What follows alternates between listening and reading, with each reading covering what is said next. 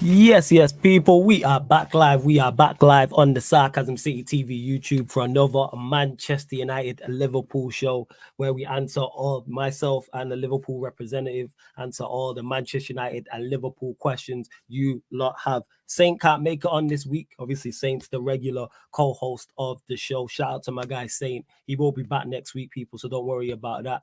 But as always at Sarcasm City TV, we have a very, very, very deep roster. The roster's quality at Sarcasm City TV and Ryan. You know what I'm saying? And that the quality of the roster is, just different levels. You know what I'm saying? Actually, if Liverpool had this type of quality, they may have won more trophies. They may not be in seventh.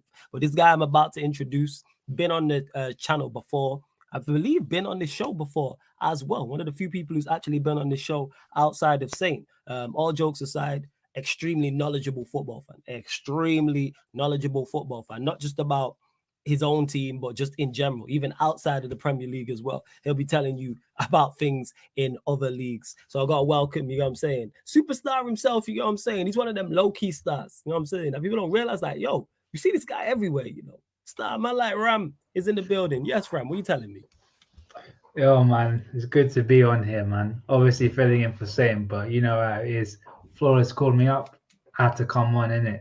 That's how it goes. Let's go, man. Love that. You know what I'm saying? So big up to Ram in the building, like I stated. So please get all your Manchester United or Liverpool questions in. Let's bump up the likes as well because we're doing slow on the like check, you lot. I don't know what's going on, but let's bump up them likes. Share this across all of the socials. And on top of those two things, subscribe to the channel Sarcasm City TV as well. And when you subscribe, make sure you hit the notification bell, of course. As you can see from the title, people, Manchester United look to further cement their top 4 place. Liverpool still in with a chance, though. So you know what? We'll start there. How are you looking at it, Ram? Do you still think you have a shot at top 4?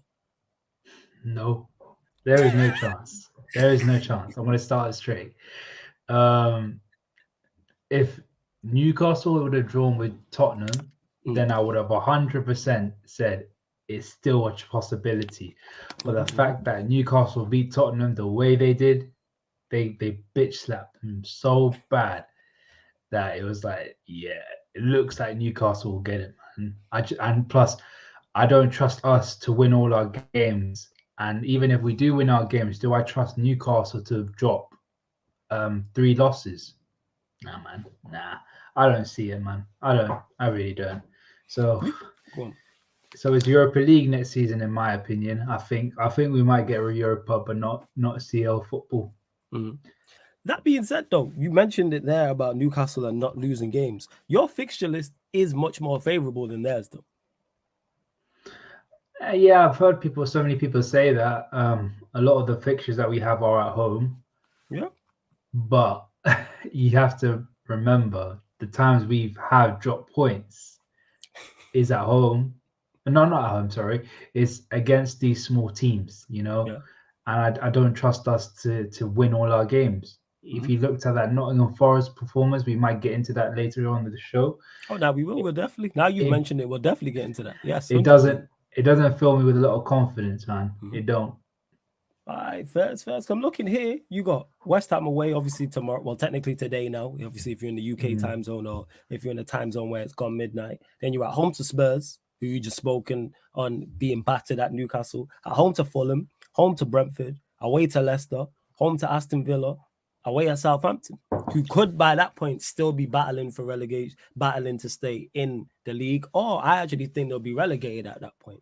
That is very, but you're right in what you're saying. Saint said the same thing. It is against these teams where Liverpool have expected to win. You've dropped points. But actually, that being said, let me correct myself. I think Saint said something last week and he mentioned how you haven't beat too many teams above you. But that is very favorable when you compare it to Newcastle's running. And bear in mind, I fully don't want you lot to get top 4. But I still think there is an outside chance. Because I look at it, because let me look at Newcastle. I look at Newcastle's fixtures right now. Because I know they got Everton tomorrow or Thursday. They play Everton on Wednesday. Yeah, you're right. So they play Everton on Wednesday, Everton away, Southampton at home, Arsenal at home, Leeds away, Brighton at home, Leicester at home, Chelsea away. So obviously the standout fixtures there is Arsenal at home and Brighton at home, which are very tough fixtures. And you got Chelsea away, there may be nothing on it. Leicester, Leeds, both fighting for their lives as well. Watch them both today. But I don't think it's a foregone conclusion because you lot are currently sat in 7th on 50 points. Newcastle 59 points. Obviously, Manchester United on 59 points. You run the same amount of games played as Newcastle. You played a game more than Manchester United. So I don't really think that it's out of the realms of possibility. But you're saying no, you're not with it. It's 9 points. And say, yeah, you talk about the running. Mm-hmm. Do you see us winning do you see us gaining 9 points over those run of games? Because I personally do not.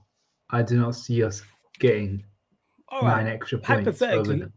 We could see Arsenal and Brighton. It's not out of the realms of possibility that Arsenal go to Newcastle and win, and Brighton go to Newcastle and win. So that's 6. Not saying it will happen, but that's not out of the realms of possibility. Bearing in mind, if Brighton beat Newcastle, they'll be ahead of us. Just saying. I'm just saying. Well, see, told you people about this guy. You know, this guy thinks he's like. Here's the thing is though that you know what, I'll rebuttal to your rebuttal though. Brighton have a tough fixture list too. Theirs isn't easy. All I know, they're playing Nottingham Forest on Thursday, and I need Forest to win. Only for my 2 stinky agendas. I want Forest to stay in the league, and to get relegated. Yeah, exactly. Yeah, this guy. Look, I'm looking at Brighton's fixtures now. They got Forest away, like you mentioned. Wolves at home. Mighty Manchester United rolling into town. Home to Everton. Away at Arsenal. Away at Newcastle. Home to Southampton. Then at home to Manchester City. Then away to Villa. That's not favorable either. You got Villa in there. You got Manchester City in there. You got Newcastle in there. You got Arsenal in there. You got Manchester United in there. You got that 5. I don't know. It's just each fixture list that we all have their own little different problems, and it is if we're gonna speak about it realistically, there's other teams that have a chance than us, and I think Brighton is one of them. I think obviously Newcastle and United are obviously going to be there, and that's pretty much it. Tottenham, I think for one thing's for sure, we will finish ahead of Tottenham, I think, because they're just in a mess. They're in a big mess, a big pile of horse manure. But like Mickey says, realism sucks, but it is what it is. No. Say the whole comment. He said Rams realism sucks sometimes. LOL. Big up to you, Mickey M as well. But that's why I said when I was introducing him, like I'm saying he knows his stuff. Like Rams is very critical. He's always very fair and level-headed, and especially about his own team as well. That's what I like about you, Ram, is that you're not afraid to like criticize Liverpool, like when you lot are playing poorly. Like I'm here saying you lot do have the most favorable run on paper, and you're like, yeah, still. Because you do actually play. I'm looking at Villa because someone mentioned it in the comment section. They play obviously United on Sunday. They won yesterday technically against Fulham, but they play United on the Sunday. Wolves away, Midlands derby. Then at home to Spurs. Then away to you lot. Then at home to Brighton. So they got Brighton, Liverpool, Tottenham, and Manchester United. And if you want to throw Wolves in, that's still you don't have 4 or 5. Everybody else does. Trust me, I want to be wrong about this. But I think you lot still have an outside chance, but you're just saying, 5th or 6th. That's the thing. You said outside chance. Yeah, it's an outside chance. So the possibility of that even is just going to be low, isn't it? It's going to be like 5%. No. I give you more than 5%. I give you more than 10%. No, I give you about. You know what? I give you actually it's more than an outside chance. It's a below par chance. I give you about 30%. Just because of the fixture list. Even if I was being optimistic, I still say 5%. like it's tough, man. It's gonna be real tough. I don't see us doing a straight 7-game winning streak, man. I really don't. That is true. That is true. But it's a question of just wins and draws. Say 5 wins, 2 draws. That might be enough. 5 wins, 2 draws. That'd be 69 points, I think. 19 points, isn't that? I'm looking at the table now because you're currently on 50 points now. So 19 points. That would be 69. Again, I can see you beating West Ham. I can see you beating Spurs. It's not out of the realms of possibility that you beat Fulham or Brentford or Leicester away Or I Villa think at you need to home. hit 70 points to get top 4, in my opinion. So you're saying 6 out. So you need to win 6 out of the remaining 7. Is that what you're saying? No, we need to win 7 out of our remaining 7. I just looked at our points and our fixtures. We need to win 7 out of our 7 because we can only get 71 points as the highest, and then if we draw a game, we get 69. So it's just nah, I'm flawless. I'm sorry, man. It's not gonna happen, man. It's not gonna happen. I mean, you're gonna be happy about it. I ain't gonna be happy about it. Yeah, 100%. And to LFC for the double, and big up to Eddie as well. So shout out the boys, like and hit the subscribe. Make sure you do that. Continue to bump up the likes. Continue to share across the socials. To LFC for the double, who said who gifted memberships because I wasn't a member at the end of last stream. It was Play Simple. So LFC for the double. Next time you see Play Simple, he gifted 5 membership on the Monday Night podcast yesterday, but earlier on today. So yeah, big up to Play Simple. It was you and 4 others. And if you want to join the membership, people, link is in the pinned comments as well. Zane saying I couldn't care as long as we don't finish in 7th place. Are you with you're rather 8th and no European football at all? Or are you with the Conference League or the Europa League? Where do you stand on that? I'd say Europa League I wouldn't mind. Conference League, I'm like, yeah, what's the point? What's the point of being in it, you know? Yeah, to complete the trebles, complete the set. Complete the set. Trophy. I mean, Flawless, we're talking about the most stinkiest agenda of all time, bro. That stinks, man. What stinks, man? It completes the set. You've won Champions Leagues, you've won the Europa League, well, technically the UEFA Cup, same difference. And then you're adding a Conference League in it, first English club. Historic, man. Big Liverpool, man. European heritage. Stinks, though. It just stinks so bad, man. Like, nah. You lot versus Ghent will slap. You know what I'm saying? I'm with it. No, bro. I'm with it. No, I'm sorry. No, please. No. I don't need that in my life, Flawless. I don't know. I'm already succumbed to Thursday nights here. I want it to be the better Thursday night rather than the lower one. You know what I mean? I got you. I hear you. Ravi says, question for Ram. Liverpool, which players are Liverpool going to buy, or are they going to extend contracts? I think that's what he's getting at anyway. Well, I'll flip that question even further. I'll say, who would you like to see Liverpool realistically buy, and which players would you like to see extended in terms of contract? Just on the question, I don't think we're going to extend any contracts that I know of. Okay. I think James Milner is going to be leaving. I think Naby, Ox are leaving as well. I think we will sell some players, though. I think Kelleher might go, our backup goalkeeper. And I have a feeling that Matt Fabinho will leave as well. So from that point of view, we're talking about bringing in a DM, 2 midfielders minimum, and then I don't think we need to buy another backup goalkeeper, but we need to buy a defender and a backup right winger. If we're talking about the next couple of seasons, we need to get a backup right winger. We need to get 3 centre midfielders, 1 DM, a backup right back, and another centre back. That is 7 or 8 players that we need to get in the space of 2 to 3 years. I think we'll get midfielders. Midfielders we are definitely looking to get, which is a good sign because we need it, as seen this season. And I think that might be it. Just midfielders that we're going to bolster this season. I don't think there's anyone else that we're going to get. I think we're going to get. I don't know who we're going to get because we've been linked with every midfielder under the sun. If it was me and who I was going to pick, Mason Mount. Bro, that turn. Don't what? I was going to be my question, but you carry on. Sorry for interrupting because we're going to discuss that. You know what I'm saying? Oh no, don't, we're going to discuss that, man. Okay, I said this to Cal, Matt, and Drifty. Big up the guys from Coppish. I want to Coppish every single time, man. Go on, carry on. I want a French Revolution at Liverpool, man. The French players, they are so good, man. Yeah, they're good. They're techie. They're physically dominant. They're fast. They have everything that we need. So if I was DOF, it would be Yusuf Fofana from Monaco, Mhm. Kefren Turam from Nice. As another midfielder, if I had a Thuram, that's choice, Thuram's brother, right? yeah, The other Marcus Thuram. Thuram's little brother. Marcus Thuram's brother, Lillian Yeah. Thuram's sons. Crazy that Yeah. I remember watching Lillian Thuram play. But sorry, go on, carry on. And I need and Lavia. I would like Lavia as homegrown.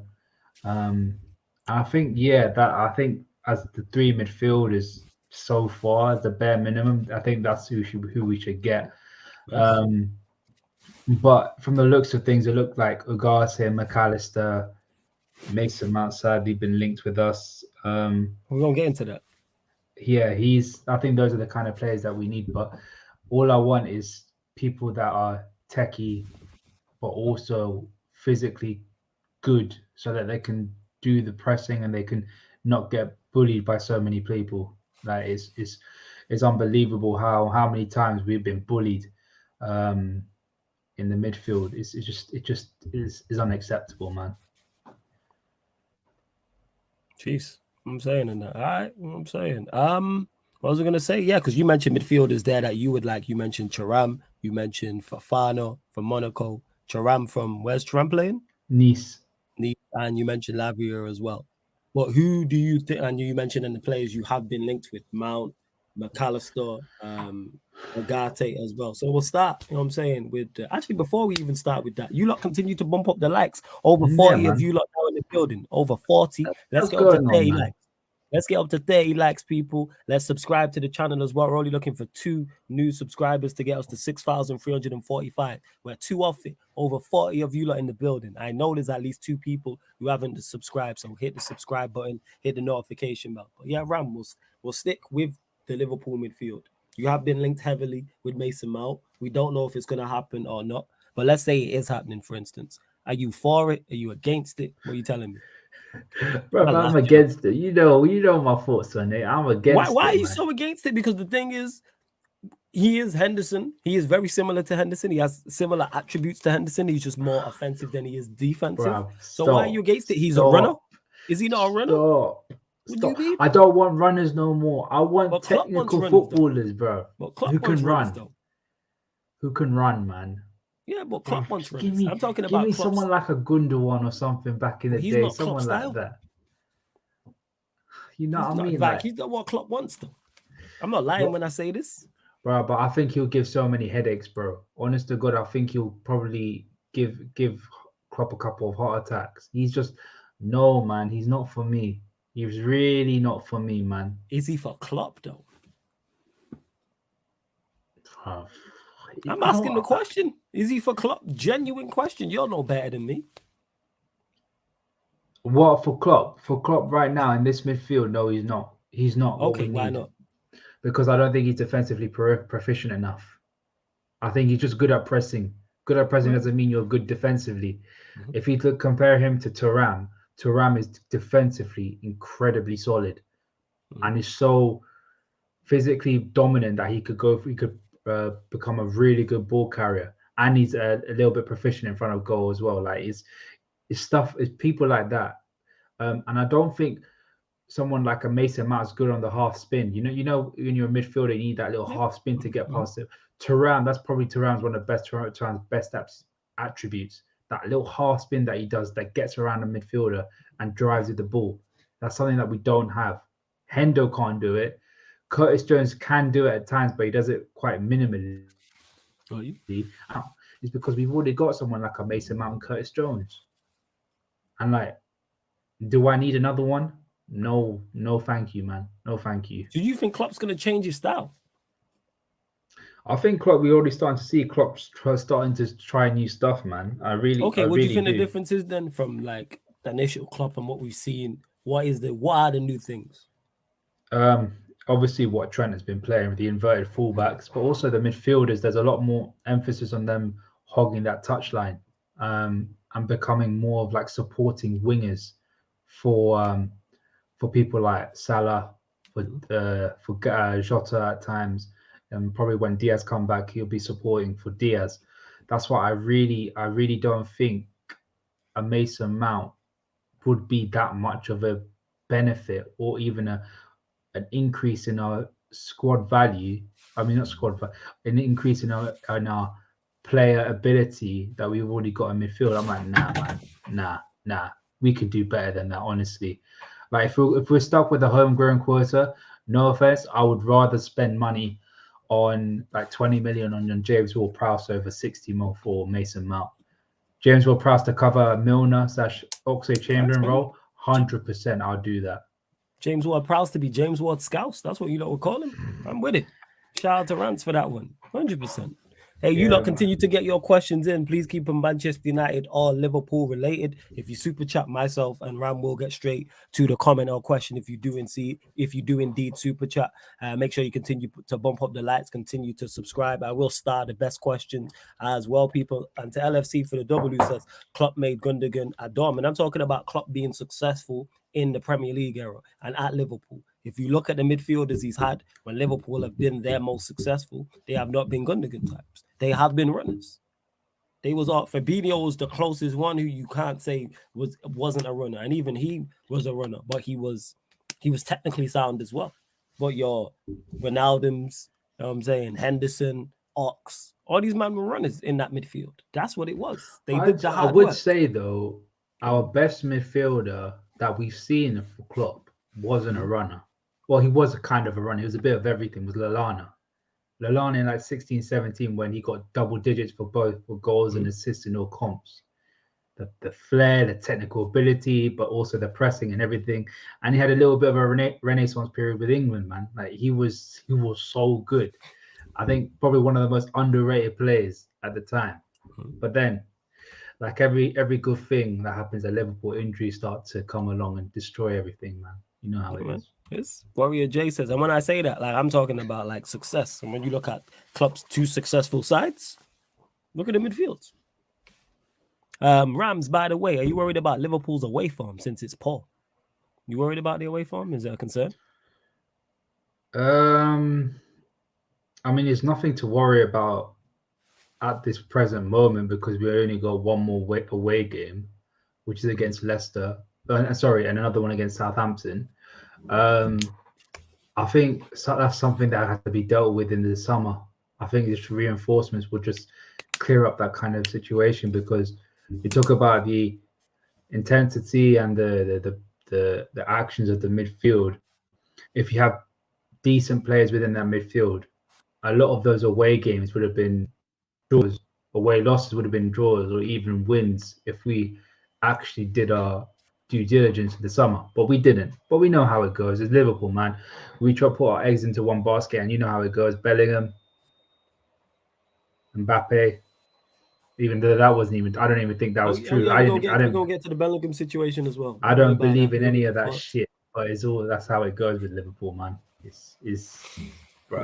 Hey. And over 50 of you lot now in the building, which is big. Continue to share this across the socials. I see you lot. Everyone who's landed, again, continue to get your questions in also. Keep them, please, Manchester United or Liverpool related, but the likes is way too low. Over 50 of you lot in the building, and we're only at 22 likes. Let's get the likes up, people. I'm only asking for 8 more.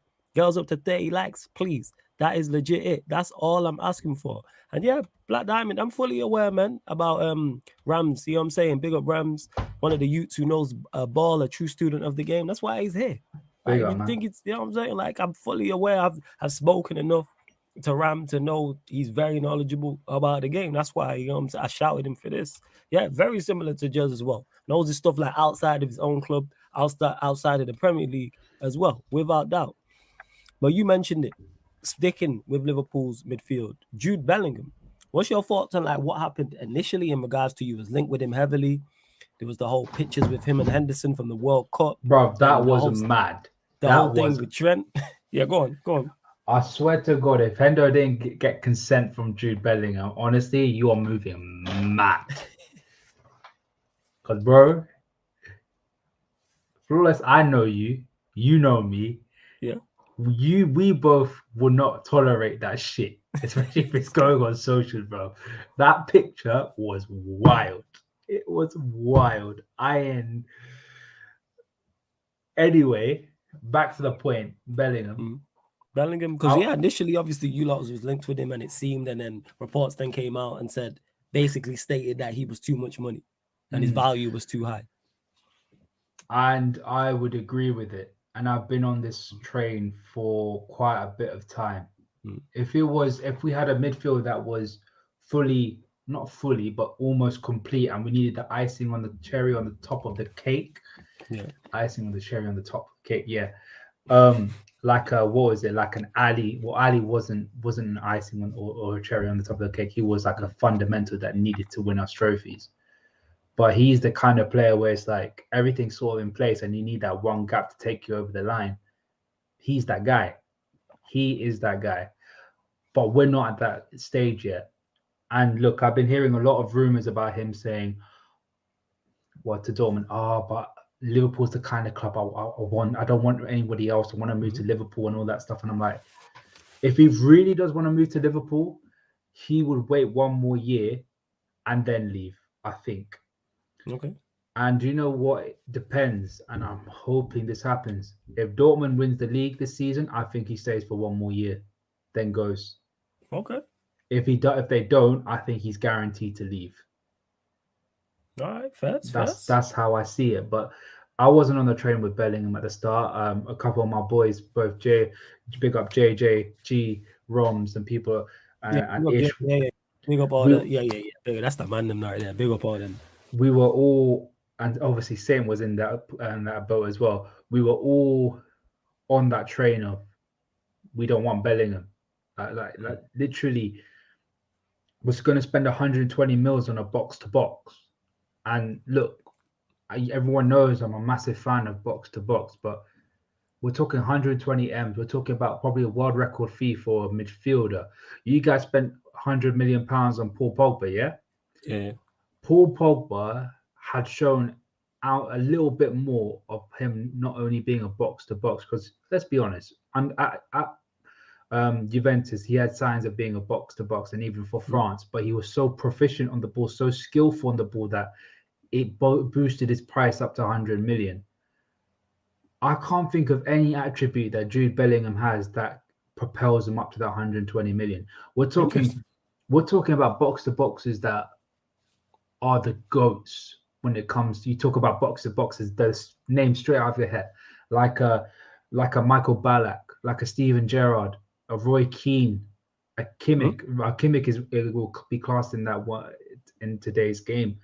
A Lothar Matthäus, people like that. All of them had a single attribute that they were so good at that they were basically unicorns. They rarely ever see kind of players like that. It's obviously Stevie with his clutch long shots and his game-winning mentality. Roy Keane, his defensive capabilities, but he's also a very, very good passer of the ball and can take a shot from distance. Matthäus is probably the most complete midfielder in the history of the game. Bellingham isn't one of those. Bellingham isn't in those categories. Maybe he can get to that level, but he's not at that level now. He's not at that level now. I don't think he's at that level now. I do agree with that. Yes. Because everyone knows this. Steven Gerrard, for me, if we had Steven Gerrard, we'd probably win the quadruple. That's the kind of player that we need. We literally like, and it's a shame because Steven Gerrard needed a team like this to win trophies, and this team needs Steven Gerrard. It is what it is. That's Steven Gerrard won you like trophies though, champs. I'm saying FA Cup. No, yeah, 100%. But we're talking about multiple trophies, like we're talking about hitting like 15 or 20 trophies in his cabinet. He's got about 10 or 11 trophies. We're talking about 20 to 21 trophies. He probably needed this team and the manager, and this team needs him. But it's one of them. Well, Bruno would know this more than I do. When Stevie came up as a young 21, 22-year-old, he was winning games for Liverpool at times. I remember. He was exceptional on the come up, 100%. I remember, was it OT 2003?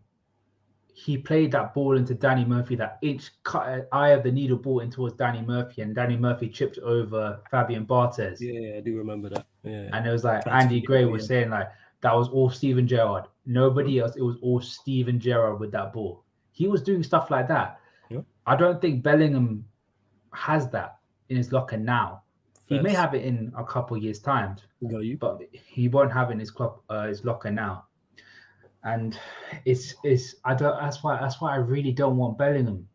Bellingham is not worth 120 million pounds, and he's not the kind of guy that will carry the midfield on his shoulders and do the job that is required of him. You know what I mean? No, I get fully what you're saying. I'm in agreement. Like, I rate Bellingham, but I think he's a young talent who could get better, like you had stated. But I don't think he's worth 100 million, 120 million. The prices they're talking for him, I think, are ridiculous. I do. So we mentioned Jude Bellingham, Mason Mount. Last resort, reports are saying Conor Gallagher. What are you telling me, Ram? Oh my God. You know about what you? That's the facts. You know what I'm saying? I'm just saying what's been reported. Conor Gallagher, like, what's the point? What is the point of being in the market for proper players when we're just gonna get Conor Gallagher and then, man? He is the last resort, though. He was like the last resort.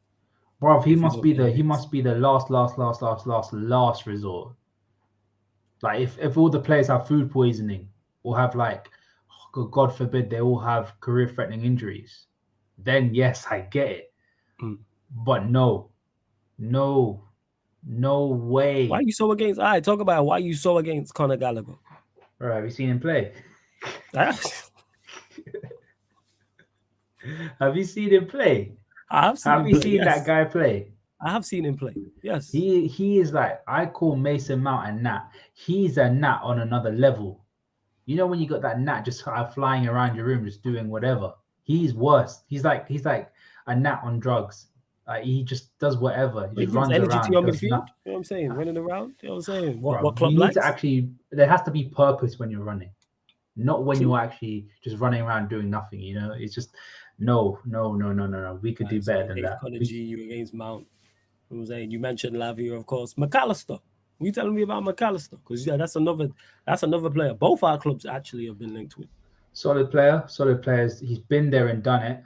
He's gone to Champions League, World Cup finals and performed. He's been in big game situations, not on a consistent basis, but on a regular basis, and knows what it's like to play for a big team / nation. I wouldn't be against it.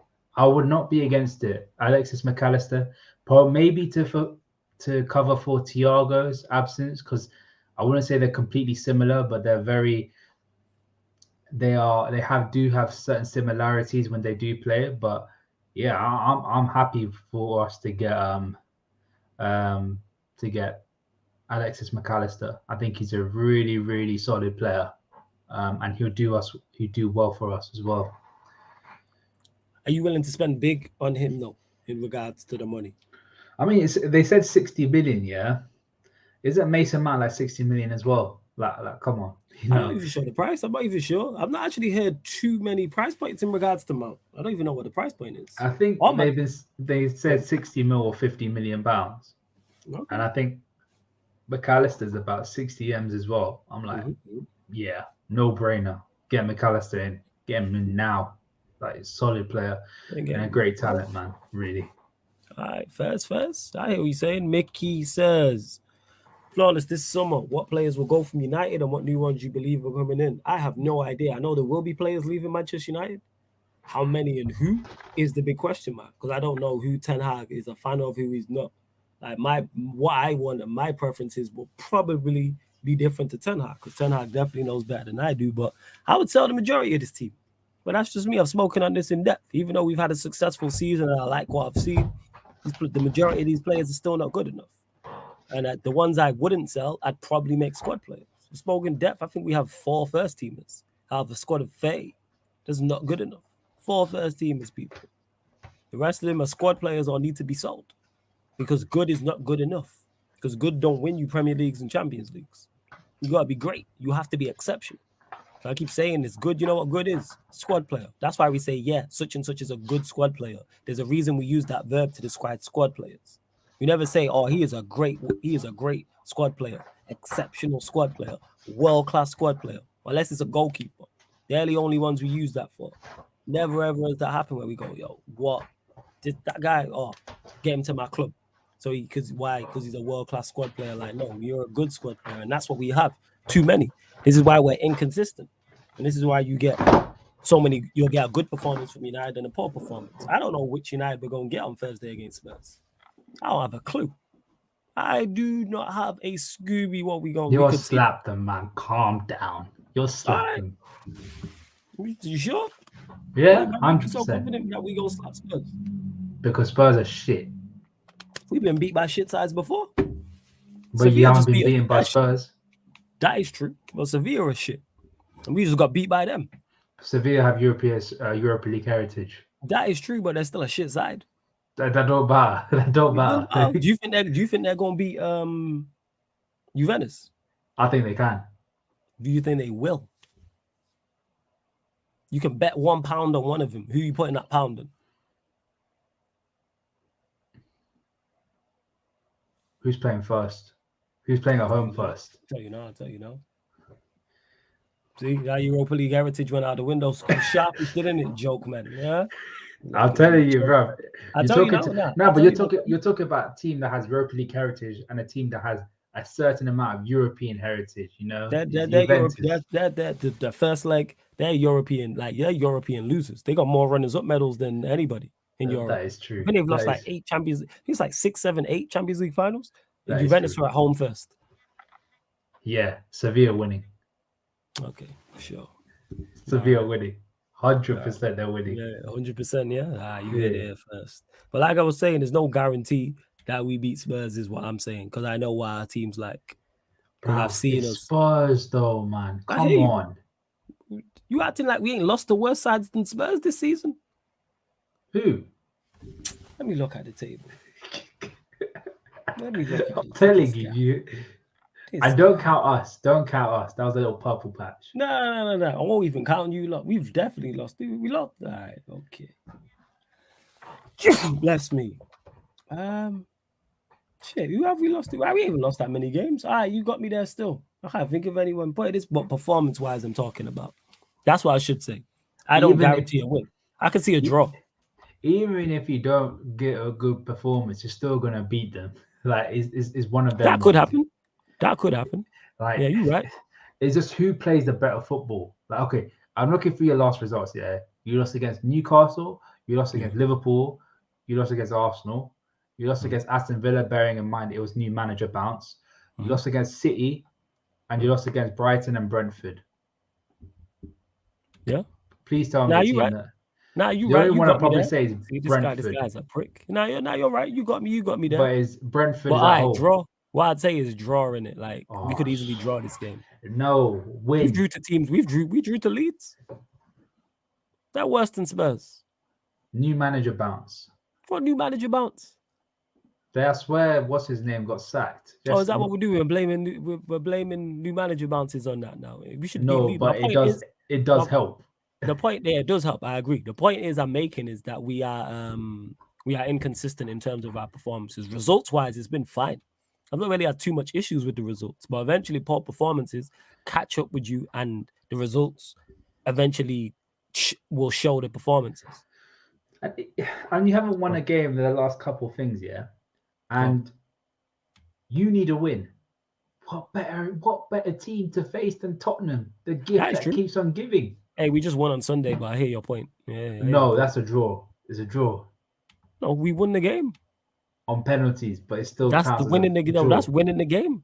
Yeah, you won the game, but it's still that's class. It says Manchester United won on penalties. They went out, we went through. We won the game. See this guy, man. 0-0. No, it was a 0-0 draw, but you qualify for the final. That's how I see it. So man, this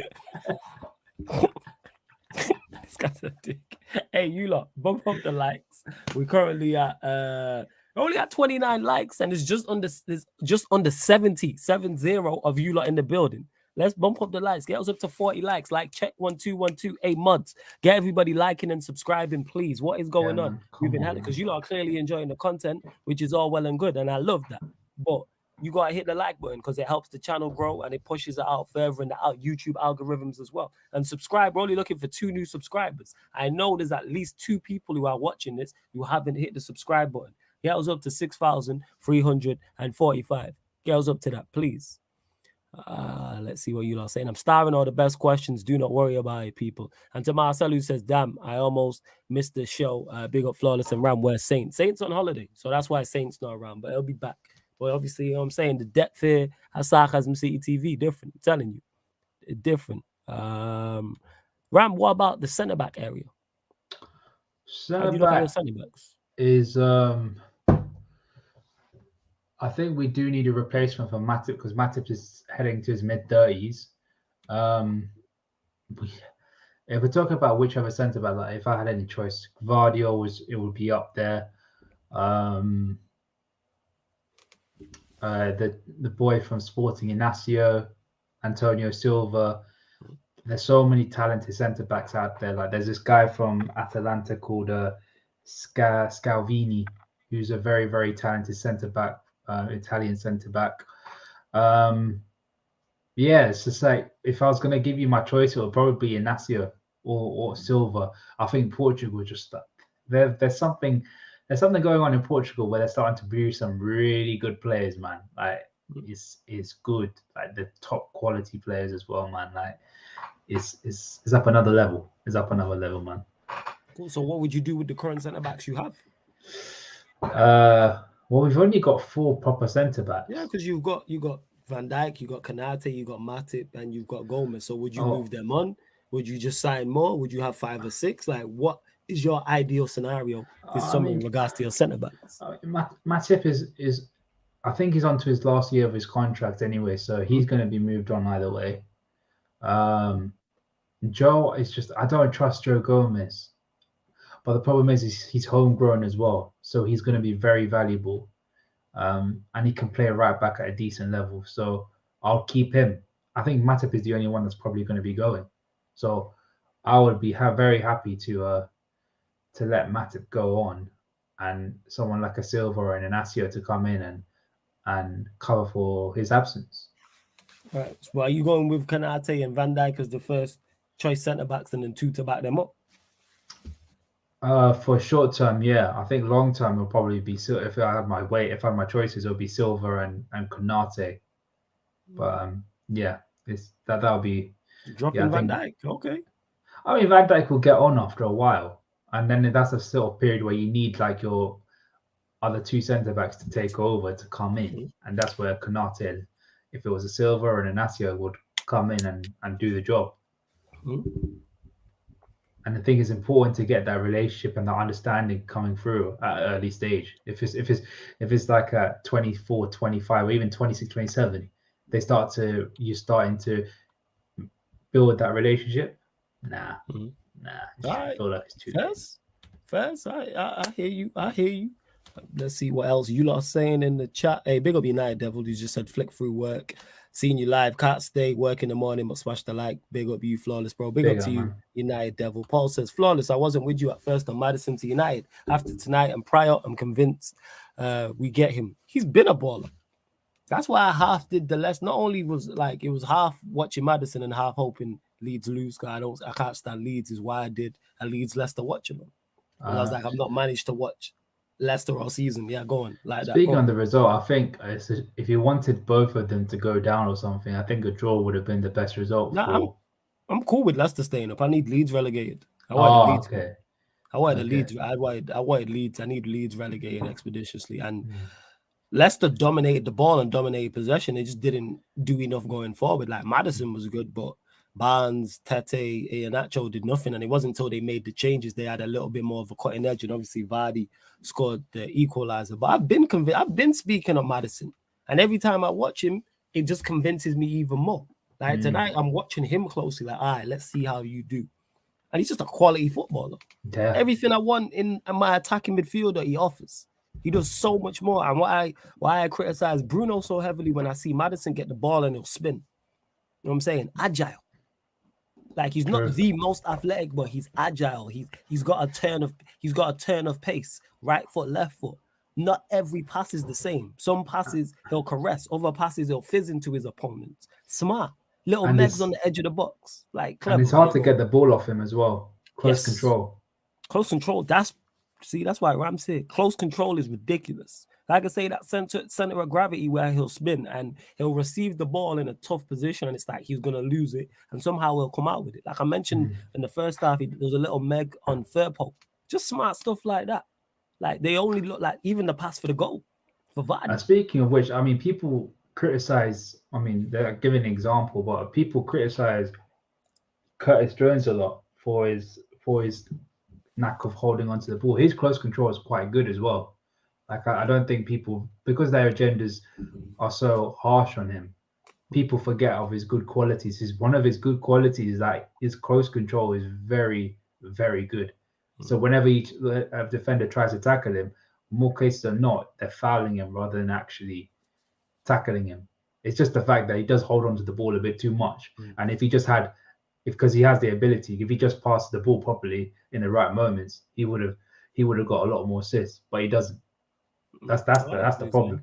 Yeah, like Maddison's been like getting assists and goals, even in a struggling Leicester side. And I think if you put him in a better team with better players around him, you'll see more. Like everything, I'm watching that game, everything's through him. Leicester's attack is dependent on him. Whereas if he's at Manchester United, let's say we do sign a new number 9, whoever that is, then you've got the new number 9. You have Rashford, you have Anthony, you have, let's say it's Eriksen, there's a Casemiro. It's not all on him. Like 110%. Like he's, what's it called? Baller. I've been super impressed with him for years. And it's like free kick taker as well. Yeah, set piece taker as well. Even though his set pieces weren't good today, it's kind of like he's a set piece taker as well. Like qualities, I'm sold. It's more the balance. That's what it is. Like I like that. I'm trying to think who I could. There's a player like him, but I can't remember who it is. But he has that. Even though he's kind of tall, he has that kind of that low center of gravity. Mason Mount. All right, you take Mount, we'll take Maddison. You know what I'm saying? How about you take Mount? You take Mount, I take Maddison. No, that don't work for me. You know what I'm saying? And that don't work for me. You know what I'm saying? Mason, Money, Minerals, Merseyside, Mount. See how that rolls off the tongue? There you go, man. The Heathrow Henderson, as people called him, man. And get Gallagher too. The cardio cousins, as people have been calling him, or as Lewis calls him, the Liverpool Labradors. There you go, man. Got plenty of names to pick them up. Bro.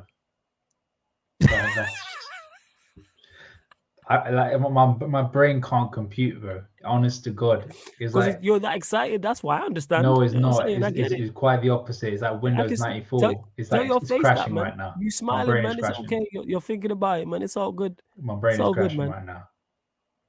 Yeah, man. That's painful, man. Watching that, just like, how do Chelsea fans survive? How do they go up? They're not surviving. They're not.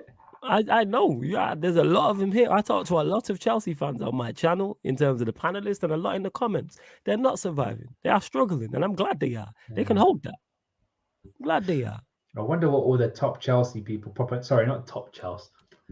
Chelsea people are thinking about when if Mason Mount does leave. Oh yeah. I can't wait for that. I can't wait if he does leave to see. There is a part of me that's like, if we get him, I wonder what it's going to be like, the proper Chelsea. Like, I know, what's his name? The guy, he props Mason Mount so much. You talking about Johnny Minerals? Yes. I wonder what his reaction is going to be if he comes to Liverpool.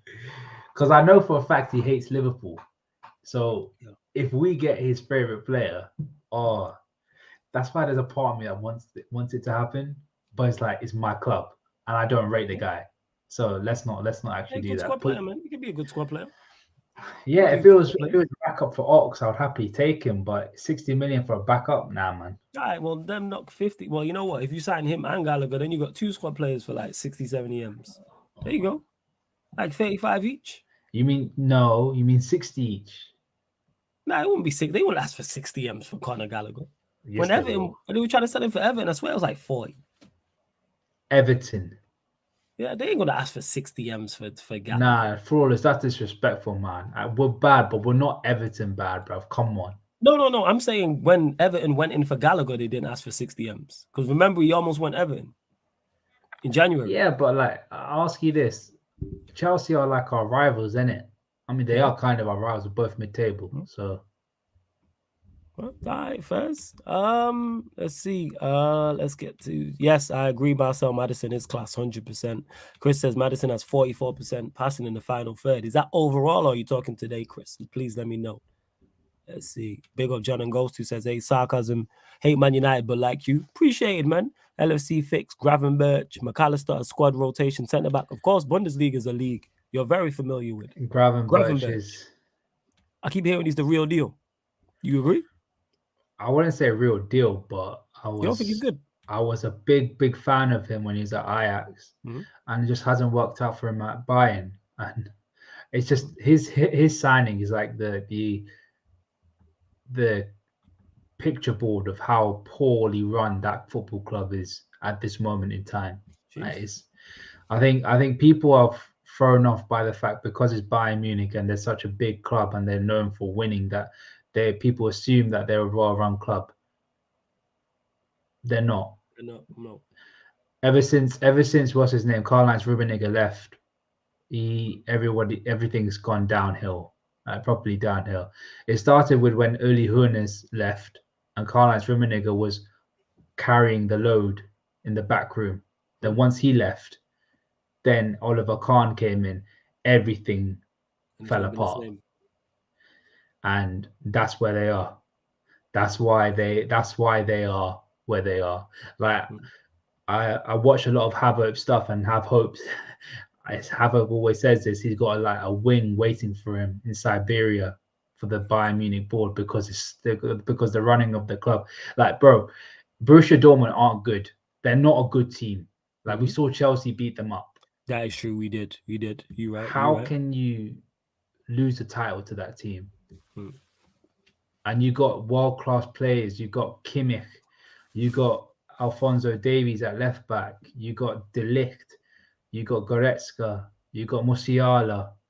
You got Koeman. You got Müller. And you're struggling to win the league with that. That team is good enough to win a league. And even to an extent, canter to a league.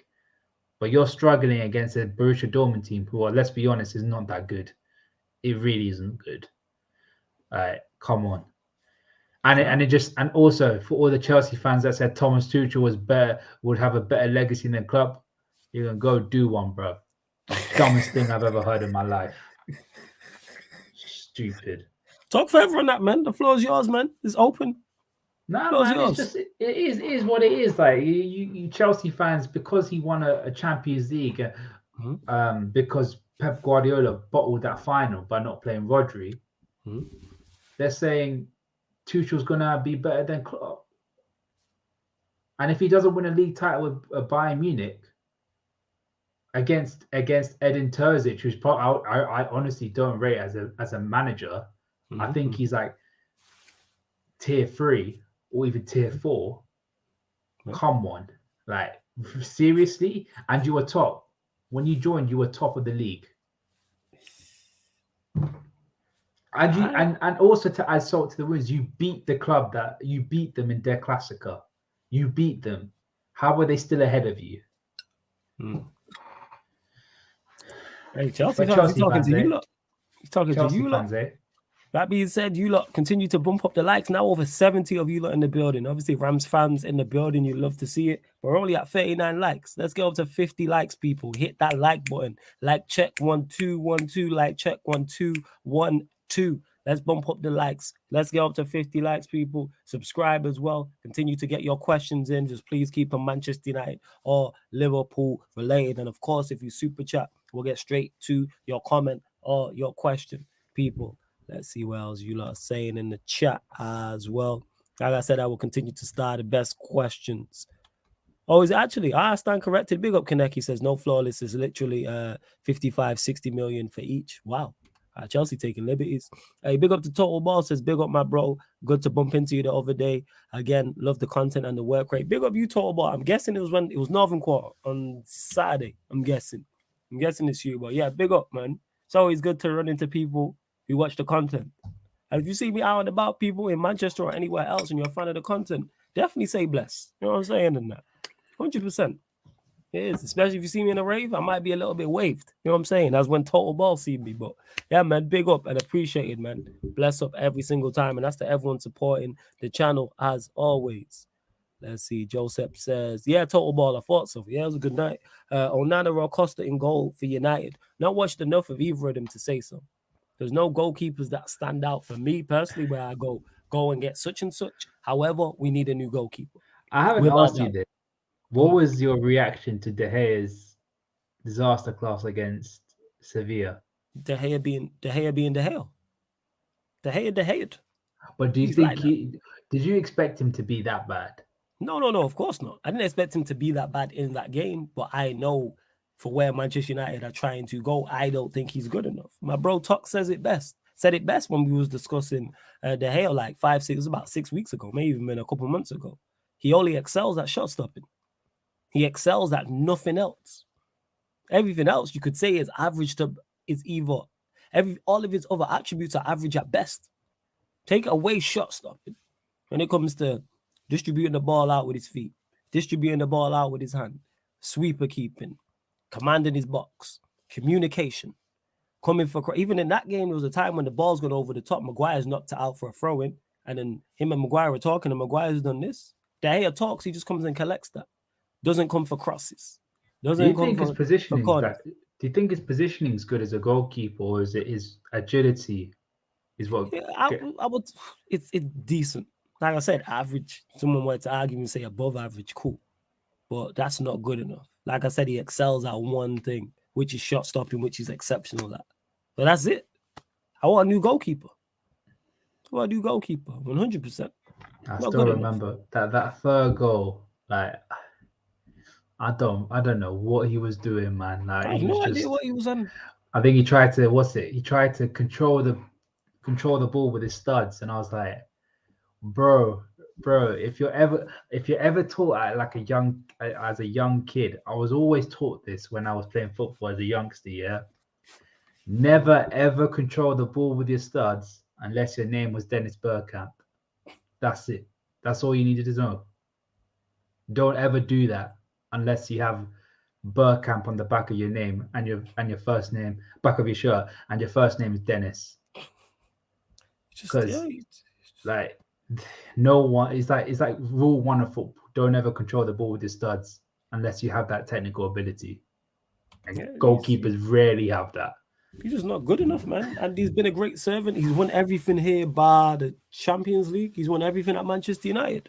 Like, hopefully we can win the FA Cup, and that's the perfect time for him to bow out and ride off into the sunset. Because I keep stating this. If he was to be sold, no top club goes in for him. If your club lose Alisson tomorrow, Klopp's not saying, yeah, go get me De Gea. Same way with City, Edison, and any other top club. Liverpool lost. I mean, if Madrid lost Courtois, they'll go, yeah, go get me De Gea. Like, the boat sailed with him. He was quality for his time. Times move on. You evolve or die, and that's just not at football. That's everything. All businesses evolve. Look at what me and Ram and all you lot are locked in doing right now. There's more people watching this than they get on a regular at the Etihad on a match day. Like, this is what I'm talking about. Like, big up, Jan. You know what I'm saying? And that, like, 10 years ago, me and Ram, this couldn't happen. Because this thing that social media wasn't what it was. StreamYard and everything else wasn't what it was. Now we can do this. Like, this is about evolving. This is why we're not doing this in an old school way. Like, this is new school. You evolve. Go on, Phil. Yeah. Total Ball. Remember, this is like me as a kid was probably early 2000s to mid 2000s. So obviously Cantona wasn't playing football by then. So Bergkamp was still doing his thing at that point. So Bergkamp was the easy go-to. Not saying Cantona wasn't no baller, but even if I had a choice, I'd still pick Bergkamp over Cantona. Just personal preference. Bergkamp was different gravy, man, in my opinion. Fair enough. Yeah, and Bergkamp a baller, people. HKN, big up for the super chat, says United fans will say no to Neymar just so Bruno doesn't get benched. Not sure this fan base wants to win big trophies. HKN, I do think that you're harsh sometimes, but I've questioned this many a time when I've spoken to United fans. So whether it's United fans, not so much on panels, but in the comment section, when I talk to other Manchester United fans, and when I'm on other shows at times, when I see other comment sections, when I see certain comments on social media, I'm like, how badly do you really want to win? Because it's just the stand agenda. That's what it is. There's too many stands. Too many stands of players. How about you stand the football club? Don't stand players, especially players that ain't even done much. Like people, you mentioned Bruno there. People put Bruno on a pedestal. Oh, he led us to stuff. What did he lead us to? And then people go quiet. I'm still waiting on the answer for that. So League yeah, Cup. good, you know, yeah, and yeah, like even before the League Cup, they were saying that he led us to. Oh, we won more games than we lost with him. Okay. Oh, he improved us so much, but we won nothing. Like, this is the point I'm making. So with that, yeah, and HKN, what a lot of stands will do is criticize anybody who you say is to replace. So I'll mention Maddison, and then people say, oh, Maddison's not good enough. My point is, I'm not saying bring me Maddison or no one. I'm saying bring me a new number 10. Bring me an improvement on that area. My preference just happens to be Maddison. But if we go and sign another number 10, someone I've never heard of, I go, cool, because I want an improvement on that area. Very similar to how we were just talking about De Gea. I look at the number 10 position the exact same. Not good enough for where we're trying to go. Bruno's that. You know what I'm saying? De Gea's that, in my opinion. We already need the number 9. Need to improve on Eriksen. Need to improve on both fullback areas too. But again, Ten Hag might think different. This is just my opinion. But of course they'll say no. Because when it comes to Neymar, Bruno, there's no competition about who's the better player. I said all this earlier, do I hear all of the doubts and all of the criticisms and reservations and things that will concern people in regards to Neymar signing for Manchester United? Absolutely. I hear everything. He's had mentioned it there. His attitude, people have mentioned his availability, his injury record, all this. I hear all of this. Not saying you're wrong. However, how I look at it is he's an extremely talented player, special talent. I'm running the risk because people keep looking at it as if it goes wrong. And is there more chance of it going wrong than right? Probably. However, if it goes right, you have a quality player on your hands. If he goes right, he could be the difference in you winning the Premier League or losing the Premier League, winning the Champions League or losing the Champions League, because he's that good. He's the type of player. Ram mentioned it before about players elevating you. Neymar is the type of player, if it goes right and he's on top of his game, he can elevate your team. He can legit carry you to a Premier League title. He's that good. There's very few players on the planet that can do that. Neymar is in that box. So to me, I'm running the risk because of the position we're in. Now, if we're number 1 sitting on top, I'm like, cool. You don't need to run the risk with something like that. But I'm a risk taker. So if Neymar's available at the right price, do I want to see him at Manchester United? Absolutely. Absolutely, I would. People can talk, and I hear all the reservations. You're not wrong, people. But I'm running risks. How do you want to be great or not? I'm a risk taker. All this safe stuff. Who we gonna go get? So you don't rate Bruno, do you? Highly? No. I don't. Why is that? Because he don't excel at anything on the football. All his best attributes. Ironically, we're talking about runners. All his best attributes are off the ball. When I start asking his stands in the chat. Oh, what does he excel at? And when I say excel on a scale of 0 to 10, what is he 8 out of 10 or better at? And then wouldn't you say something like his eye of the needle kind of ball? He don't play eye of the needle. All right, so let's say that then. Let's say that's true, even though you don't. On a scale of 0 to 10, what would you rate his eye of the needle through balls? 8 or 9. Okay, so what do you, on a scale of that same scale, what do you rate Modric's eye of the needle passes? A 9 or a 10. So we're saying Bruno has the same passing range and same passing ability as a Modric. Exactly my point.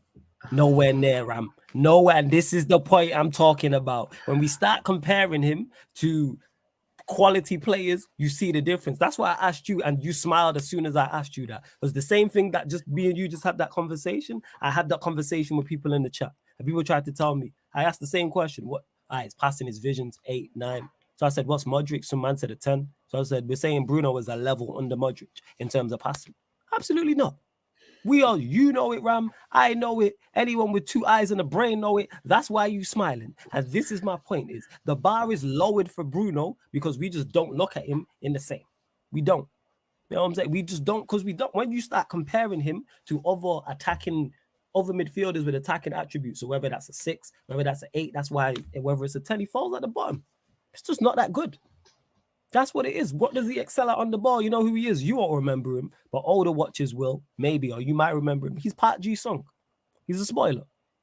He'll do a job. If United are playing a team and they're going to have the ball, he'll do a job on the left back, play him right wing. I was an advocate for that. Like when we play City in the FA Cup final, I've said play Bruno right wing, 100%. But that being said, they don't even play with overlapping wingers right now. So now I'd still play him out there for the hard work to get into the midfield. That's what I would say. So yeah, but he's just not that good. All of his best attributes are off the ball: pressing, running. If you want to class leadership, cool. All of that stuff. That's all he's good at. I'm saying is being a spoiler, running around. He's the Portuguese Mason Mount. Tell me the difference between the two of them. It's crazy. Like we talk about. I mean, he's more effective than Mount, I'd say. Yeah, because he's older. Like Bruno's 28, I think. No. He's 28, 29. Let me get to these super chats as well. Big up you lot, man. Big up you lot. HKN, play simple. I get to them. HKN says, I will get rid of any player for an upgrade. Absolutely. I'm with you. I'm with you on that. I'm here. I've watched Liverpool the entire season about Eriksen. But then in the next sentence, we'll say, I want an improvement on Eriksen. And because he's not good enough for where we're trying to go. He should be the squad player level. Big up to Play Simple for the super chat. Appreciate it. It says, De Gea, his confidence mirrors the defenders he plays with. Flawless. Confidence mirrors the defenders he plays with. Oh, you said it twice. Leacher and Varane protected him like a wall. He crumbles with mediocre defense. Well, I don't want, if let's say this is true, Play Simple, I don't want that within my team. I don't want someone who, me and Ram are playing, we're centre backs in the team. And as soon as Ram's not there, I crumble. What use am I? Say Ram's off form. Let's say Ram gets an injury for a season or Ram's sold. What use am I? Like, or Ram goes off in an important game or in a Champions League final, but I only play well next to him at centre back. Because people don't talk about his mentality. Yeah, go on. I think that's a difference between a lot of top players and just normal players. Like, I remember to see on TFT the COVID season, people saying that once Virgil van Dijk crumbled is injured, the whole Liverpool defense will crumble. And I was like, well, I believe that my team won't crumble. I believe that they have the capabilities, and to an extent, they kind of did show it. They shown it when they were top of the league at Christmas, and then ever since January hit, all our centre backs were gone, and it is what it is. The next stuff is history. But yeah, if you're a top centre back, or a top goalkeeper, you have to rise up in tough situations. That's what makes you a winner or makes you a loser. It's the difference. You gotta be a top player, and all of a sudden, and people say, "Oh, why will you use Modric to compare to Bruno?" Because Modric is the bar. I'm not saying go inside a midfielder as good as Modric, because I believe that's now an impossible. But I'm saying somebody who's in the same ballpark. So when we say, right, who's the best passer out of Modric and such, it can be a debate, or you can say he's a level below. Well, in terms of 10s though, because I think I see Bruno as a 10 personally. Yeah. Are there any upgrades? Yes. In the world? What I mentioned. Yeah, James Maddison. Massive upgrade. He's better than him from a physical standpoint. The physical attributes, he's much better. He's stronger. He's quicker. I don't know. Okay. So let's go through it. Physical and HKN. I'll get to your next super chat as well. Physical attributes. Who's more agile? I'll say Maddison. Yeah. Okay. Who has better acceleration? Acceleration is Maddison, but overall speed will be pace. Bruno. Okay, so we say Bruno. So we've got one. Strength. Bruno. To disagree with that, but we'll go to Maddison's not strong. He is not strong. Neither is Bruno. You know what I'm saying? And neither is Bruno. Trying to think of more physical attributes. Trying to think what else goes under the physical attributes. I can't even think of anymore, but I disagree with that with the strength anyway. Because I can hear, because Maddison's going to cost a lot of money, right? Yeah. And I think of a club like United, I think he can do better. I think there are players out there you could do better than Maddison, in my opinion. Cool. And the thing is, I'm not against that. I'm saying just bring me an improvement. All right, let's go. Technical standpoint. List me the attributes that Bruno's better than him from a technical aspect. On the ball attributes. Finishing. Cool. I'll give you finishing.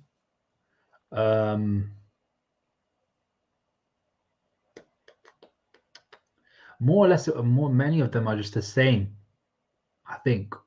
All right, so we're saying technical attribute. Finishing, I'll give you. Technique. First touch. I think the same. Honestly, I really do think they're the same. You don't watch what's it called, man. You don't watch Bruno for a minute shows. And you're a Liverpool fan, so I get it. Trust me. I think they're the same. Just the fact that you think Bruno's strong and he has a miles, but I put it this way, I'm more agile than Bruno. I'm not saying Bruno's strong. I'm just saying Maddison's weak. Like, he's very, very, very weak. I disagree with that, but so's Bruno's not strong either. But it's like comparing like two midgets, in it. It's like they're both kind of weak. This is disrespectful in that. But yeah, like I said, technical standpoint, he brushes him aside. Weight of pass, range of pass, right foot, left foot, close control. I seen him bring a ball down like today, and I'm like, Bruno would never do that. Ever. Ever. But hey, what I'm saying in that. Like, one was instrumental. Maddison was there when they won the FA Cup, right? Yeah. Leicester. Yeah.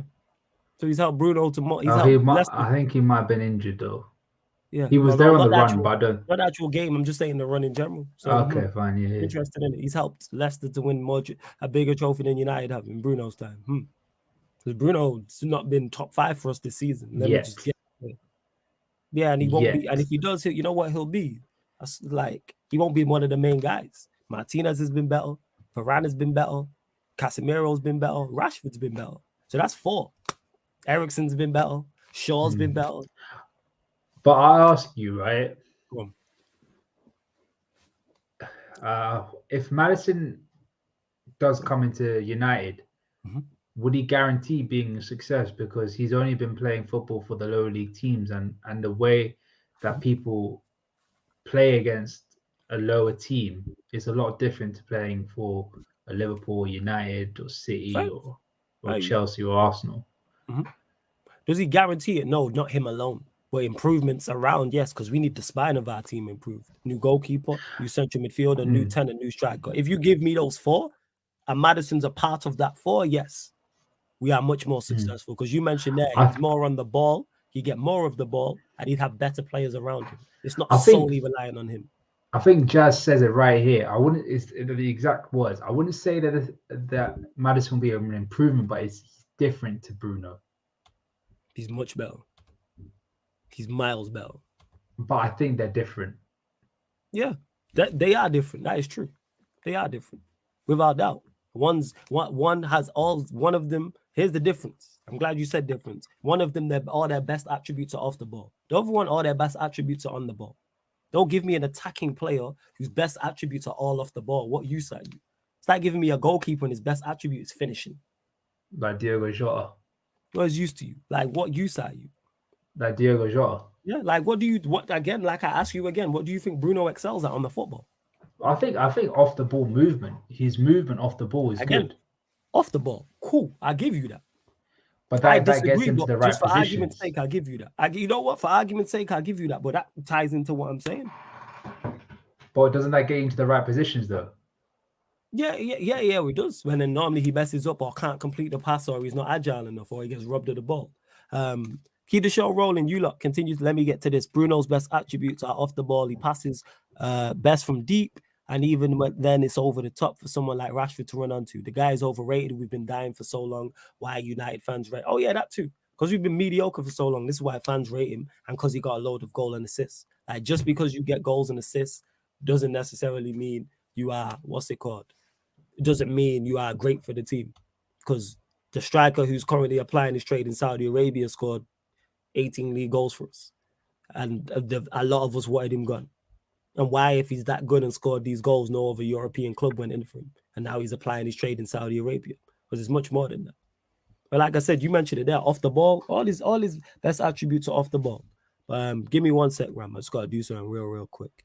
I'll let you answer this. Answer any other questions as well. You lot get your questions in from Ram. He says, Ram, do you believe FSG? Hey, hold up. Do you believe FSG will try to do only early signings this summer, like they've been doing during the recent windows? Back in 1 sec, yeah? Give me 1 that's sec. calm, man. Just on this point, I think they will be doing stuff like this. I think if you look at FSG's history of signing players, they have signed players relatively early in the window. You think about in 2018-19, we signed Fabinho, and then we signed Maddison, then Shaqiri, and obviously we signed Keita a year early. We don't really like to do our businesses late. The only thing I can think of was Oxlade-Chamberlain, and because our system is so adept at pressing, intensity, and all these certain qualities, it's really important for a player when they come in to come in and get suited to the way that we're playing, and that's been a big issue, that players haven't settled in at the system that we're playing, and they haven't been doing good performances on the pitch.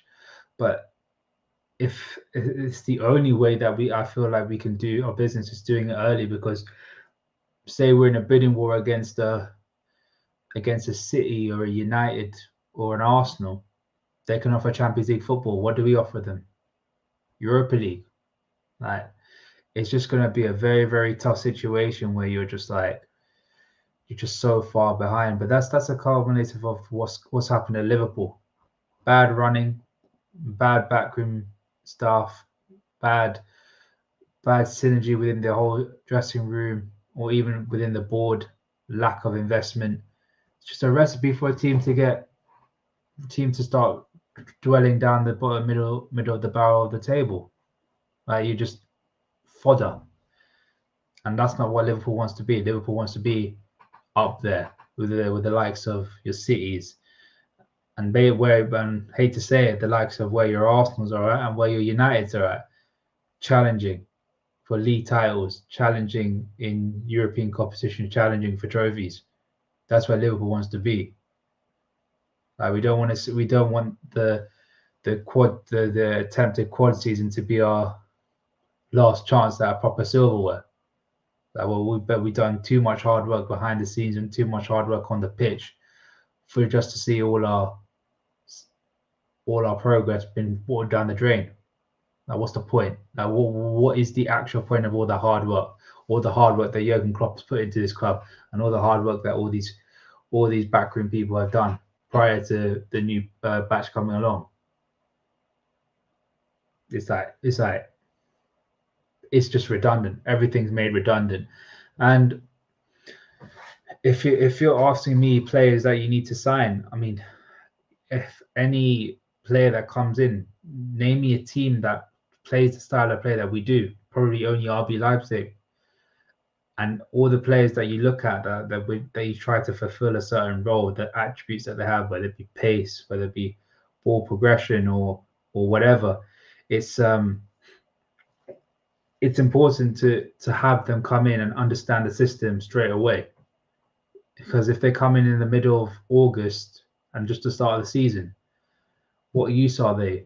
Like, that 1 month from June to July or July to August is important. It's really, really important. And I think that's what you need to do. And Paul, you mentioned Milner, a good versatile player leaving soon, would perhaps be a good signing for Liverpool coming to cover him. 100%. I am of the opinion that Southampton will get relegated. Southampton have a lot of quality players within their team, like your Bella Kotchap, Kaleta Carr, Lavia, Ward-Prowse, and even that kid Alcaraz. They've got some quality players.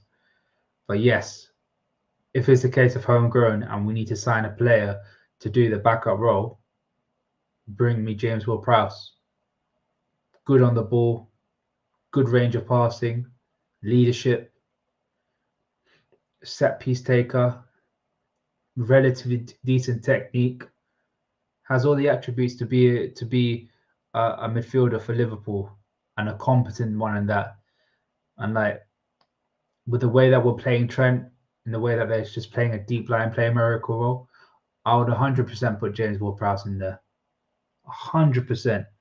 He's for me as a fourth choice centre midfielder. You can't go wrong. Playing in the cup games makes us even more better in the cup games, and allows us to go further in the cups.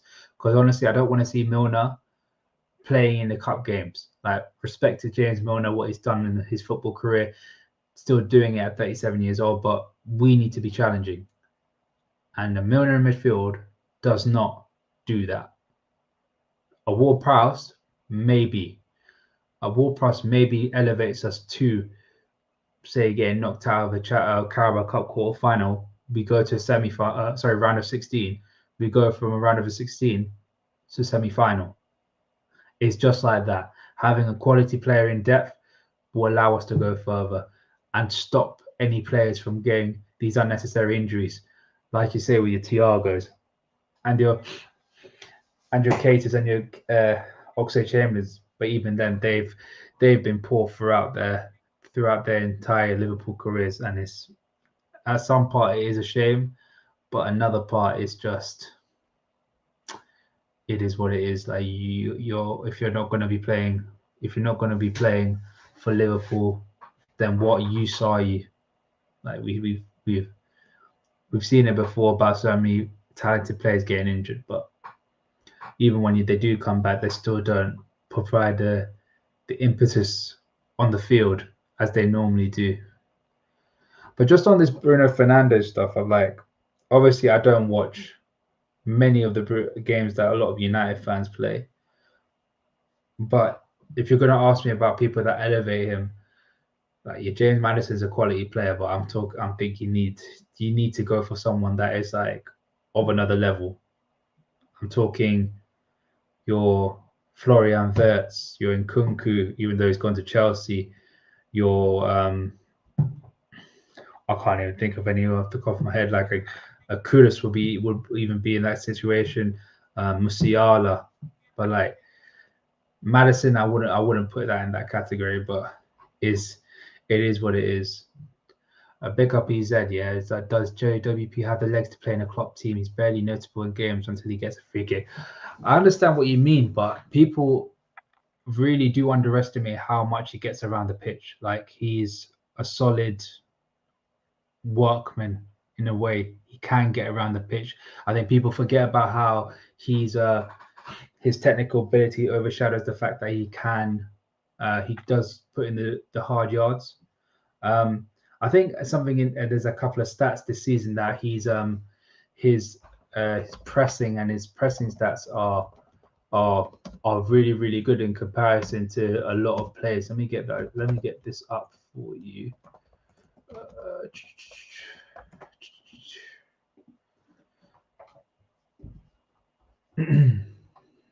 Give me 1 second.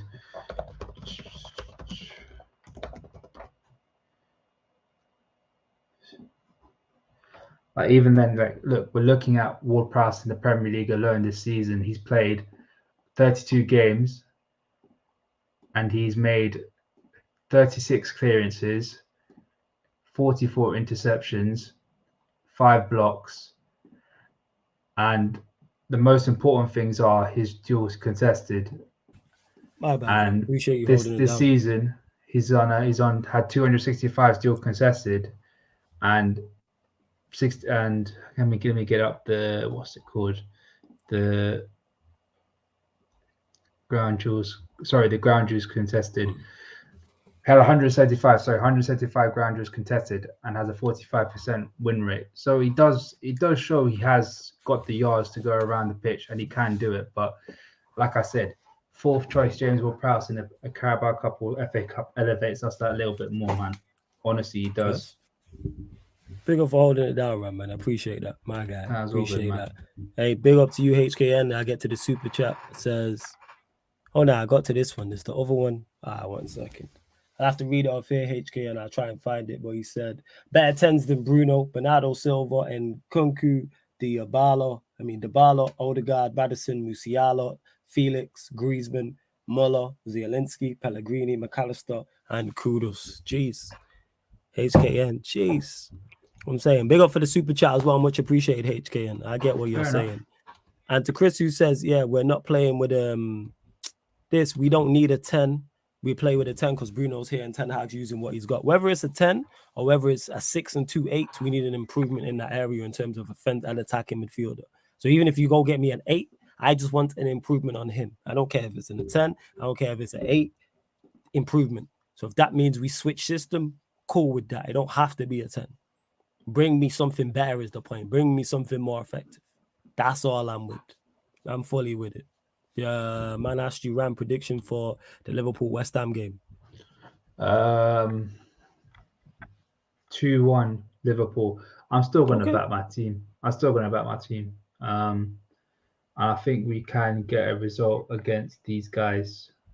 Touch wood, we can get one. So I'd say 2-1 to Liverpool. I'm not confident. I'm just saying.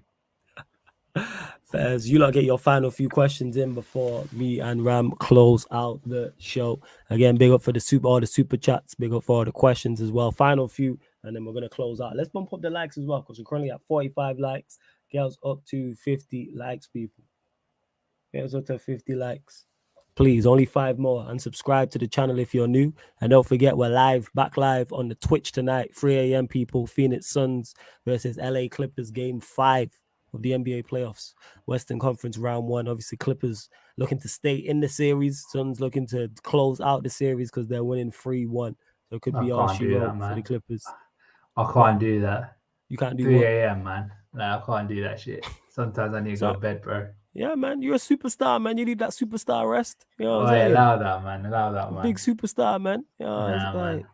Just a normal guy. Like I said, I'm a normal guy. Hey, man, humble, man. That's another one of your many great attributes, man. That's what superstars say. You feel me?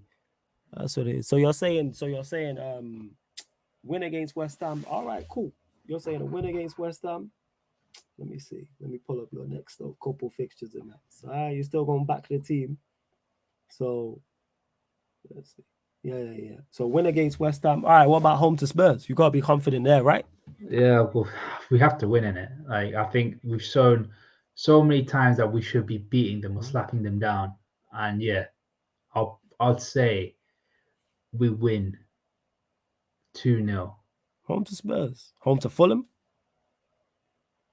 Should be a win. Well, home to Brentford. That's a problem. That's going to be a draw. Okay, draw. Away at Leicester. Another draw. Home to Villa. 3 draws in a row. Win just about. Southampton away. Last day. Hopefully win. All right.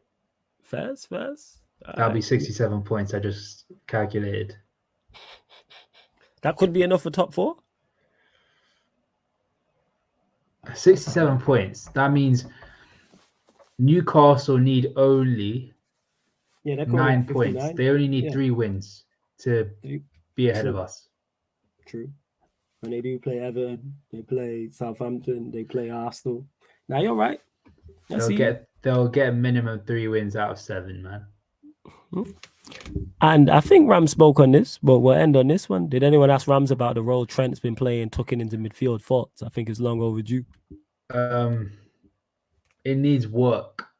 I mean, short term, I think it's good, but long term, like, if you're gonna ask for my full analysis, you got to go on to JJ show. We did a brilliant breakdown of the Trent conundrum of him playing in midfield. The Jerry James show, we did a big thing, double stream on Trent's new role. But if I was going to summarize, it would be like, if we were going to put Trent in midfield, we're going to have to accommodate to that too much, in my opinion. Okay. And we talk about, and Flawless, you know about this, you talk about great teams in history. Mm-hmm. How many of them have you had to accommodate for to win? True that. Everyone holds their own weight. Everyone does their own thing, excels in their own way, and excels in the role that they're given. And it's proven, no accommodation for nobody. You do that role, and that's it. Trent, for me, if you're going to put him in midfield, you're going to have to accommodate. You have to get a certain right back. You have to get a certain type of midfielder. You're going to have to get a certain type of players around him. You're right. I can't do that. I can't do the accommodation stuff. Every player has to hold their own weight in some sort of way and hold their own in some sort of way. And putting Trent in midfield, it's just too much moving around with people and too much changing of play. Like it's just going to be difficult, man. That's why I'm not very keen on him in midfield. Yeah. I get that. Like Don Dada, you said 55 assists. He's an incredible passer of the ball. But we're talking about when he's in midfield, he won't get pressed in one area of the pitch. He'll get pressed from the front, from the sides, and from behind as well. When he was playing at right back, it was mainly from the left, the front, and literally that's it. That's it. The left and the front. Nothing behind him, nothing there. When you're playing midfield, everywhere you are going to get pressed. Does he have the capabilities of doing a little half turn or a little half spin just to get around a midfielder like a lot of midfielders, proficient midfielders can do? I can't see that. That's what I'm saying. If we're going to put him in midfield, you're going to have to do a lot to make it work. Got you. And the problem with Liverpool is once people find out our system, we don't know what to do then. And it won't take long for people to find out how to nullify that. Then what do we do? Yeah. You're asking a lot. But like I said, go to Jerry James's show. We did a full analysis on all that. Big up JJ and G and everybody there. Like we did a full analysis on that show. If you want to know anything about that, go ahead and give him a subscribe and watch that video, because we did a full analysis on that. And Blood Diamond just said, so how should he be best utilized, or should you get rid? I think he should be best utilized as a right wing back, honestly. Agreed. I think that's just easy. It's just play the a back three and easiest play way. wing back. Yeah. Because I think he doesn't have the IQ yet to play as a decent midfielder. Maybe when he turns 28 or 30, maybe. But now, no. But like I said, go onto the Jerry James show. He will do a full breakdown on everything on that, man. And Red Dead asking flawless top 3 clubs you absolutely hate. Liverpool, Arsenal, Manchester City. Damn. There's more, but yeah, that's 3 and in that order. But when people ask me, would you rather win the league? I don't want any of them to be successful. I don't want any of them in the Champions League. I don't want any of them in the Premier League. Championship is too good for these lot. Could relegate them all to League 2 right now, I would. I don't want them to go out of business. You would. That's too far. Yes, I would. Yes. Relegate us to League 2? Yes, 100%. Why would I not? Tell me. Why would I not? Damn. Why would I not relegate you lot to League 2 if I couldn't? I don't want you to go out of business. That's too far. But yeah, you lot just slumming around in League 2 would be great. Go out to League 2 is basically out of business, isn't it? Yeah, well, cool, isn't it? You're still alive. You know what I'm saying? You're still, your Anfield still, you know what I'm saying? You're still having game weeks. Oh, so as in like, we'll still be around. We'll still be the big Liverpool, but we'll just Yeah, it's still the same. Yeah. This is you right now. So I take your club as right now. So you stay at Anfield, all your Premier League, well, your 1 Premier League title, all your English League titles, your 6 Champions Leagues, all of that, all the FA Cups, and just put you in League 2, 100%. We just slump there. Just stay there. Yeah, man. Just slumming around, and then we bump into you lot. You know what I'm saying? And then maybe a FA Cup draw or Carabao Cup draw. Fair enough. You know what I'm saying? You acting like you wouldn't relegate Manchester United in a heartbeat. You said you weren't Everton relegated early on in the stream. Yeah, that's Everton. They can just go down. They can fuck off. Honestly, fuck them. Fuck them.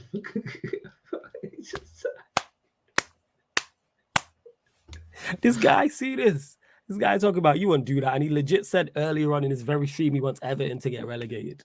Yeah, but it's just like Everton I see, and Leicester I see is the And yeah, Everton, Leicester, and Southampton I see as the only teams that can get relegated, so that Nottingham Forest doesn't go down. I only want Nottingham Forest in this league because my dad supports them. That's it. Fair shout out to your pops, man. You know what I'm saying? He a real one. You should have supported Forest, but we move. You know what I'm saying? But shout out to Ram You Senior. got to blame my uncle for that. Yeah. Shout out You to got to Ram blame my Senior. uncle, not my one. dad. He got there first, innit? It's all mad, Joe. It's all mad. I'm glad you lot really enjoyed the show. If I missed any questions, my apologies. That's why I always say super chat, just to make sure. I said 3 a.m. we're back, so just over an hour and 15 minutes from now we'll be back, but not here on the YouTube channel. If you come here to the YouTube channel, it won't be here. It's the Sarcasm City TV Twitch, also Sarcasm City TV NBA watch along, Phoenix Suns versus the LA Clippers, and then we're back later today on the Twitch, 7:40 p.m. start for the big game, people. Manchester City versus Arsenal. I'm saying 7:40 p.m. that will start.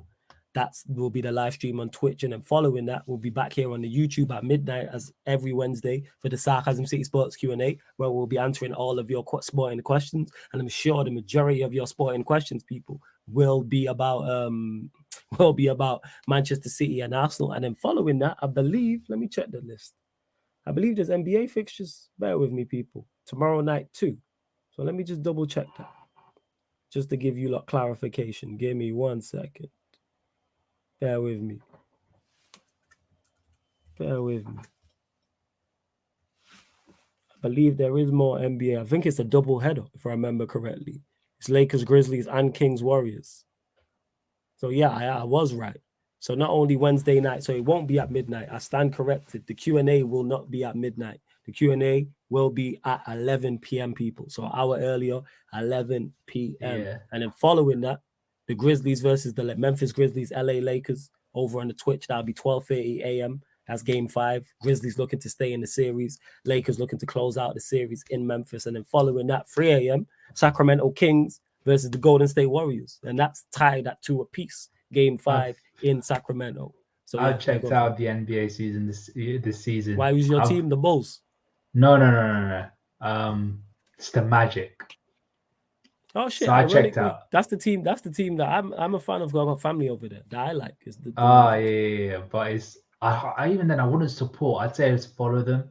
Yeah. That's more me. I follow them. Yeah. And I don't follow them closely. Either. I did say if I wanted a team to go far, it would have been the Bulls because Vucevic plays for the Bulls now. But then they got knocked out of the play-in, so it is what it is. You know how it goes. But yeah, people, Wednesday night, that's what you will get, people. Wednesday night, so you'll get, like I said, Manchester City, Arsenal, 7:40 p.m. on the Twitch, that watch along. Following that, 11 p.m. slightly earlier here, back on the YouTube for the Sarcasm City Sports Q&A. And straight following that, we're back on the Twitch, 12:30 a.m. for the Memphis Grizzlies versus the LA Lakers. Grizzlies looking to stay in the series. Lakers looking to close it out. And then following that, 3 a.m., Sacramento Kings versus Golden State Warriors. That's tied at 2 apiece. And then following that, Thursday, people, we're back here on the YouTube, 4:30 p.m. for the Man Them United podcast. And then following that, no, actually, I told a lie. First live stream on Thursday will be the Manchester United Tottenham Hotspur game, or as I should say, Tottenham Hotspur versus Manchester United. That watch along right here on the channel. Then following that, and you know it's going to be explosive, the Manchester United Arsenal show with me and Cam. So you know if Arsenal lose, Cam's going to have a lot to say and a lot to get off his chest. That will be at midnight, people. And then I'm just checking here. They've still not updated the NBA, so I don't know if there's any NBA that night. But yeah, man, love to everyone that's locked in. Big up Play Simple as well, who says been listening to it as background noise. Much appreciated, man. Total Ball, big up to you, Chris. All the regulars, all the new people, Stephanie G, Amber K, all love. Ram, been a great episode. Anything else you want to speak on in regards to Liverpool before we close out? Hopefully sign some quality midfielders. And hope United get relegated. This guy. Anything else you want to add outside of that, you joke, man? Subscribe to This Is Sarcasm City, man. And yeah, man, we out. Yeah, man, appreciate it. And this has been the Manchester United Liverpool show. Man Them United meets Analysis at Anfield podcasts live on the Sarcasm City TV YouTube. Big up for tuning in.